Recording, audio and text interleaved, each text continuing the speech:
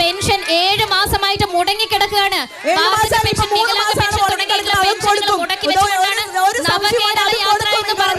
നവകേരള യാത്രയുടെ പേരിൽ ധൂർത്തടിച്ചുകൊണ്ട് ഇവിടെയുള്ള സർക്കാർ മുന്നോട്ട് പോകുന്നത്.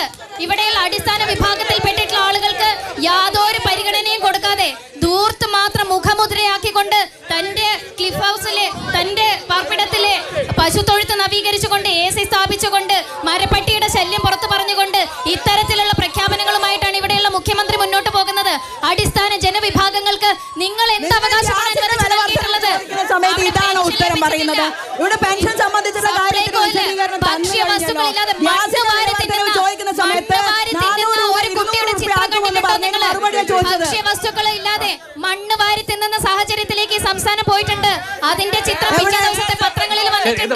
അപ്പൊ ആദ്യം ഭക്ഷണം കൊടുക്കാനുള്ള ഗ്യാസിന്റെ പെട്രോളിന്റെ വിലയുടെ കാര്യല്ലേ, നിങ്ങൾ അത് പറഞ്ഞാ പോരെ? വെറുതെ കാണും വെള്ളം തള്ളുന്നില്ല. ഗ്യാസും പെട്രോളും മാത്രമാണോ ഒരു മനുഷ്യനെ സംബന്ധിച്ചിടത്തോളം ഏറ്റവും ആദ്യം വേണ്ടതാണ്? വെള്ളവും വെളിച്ചവും അതുപോലെ തന്നെ ഭക്ഷ്യവസ്തുക്കളും. ആ ഭക്ഷ്യവസ്തുക്കൾ നമ്മുടെ ഈ ഒരു സംസ്ഥാനത്തുള്ള ജനതയ്ക്ക് കൊടുക്കുവാനുള്ള മനസ്സുണ്ടാകണം. സപ്ലൈകോയിലേക്ക് ഭക്ഷ്യവസ്തു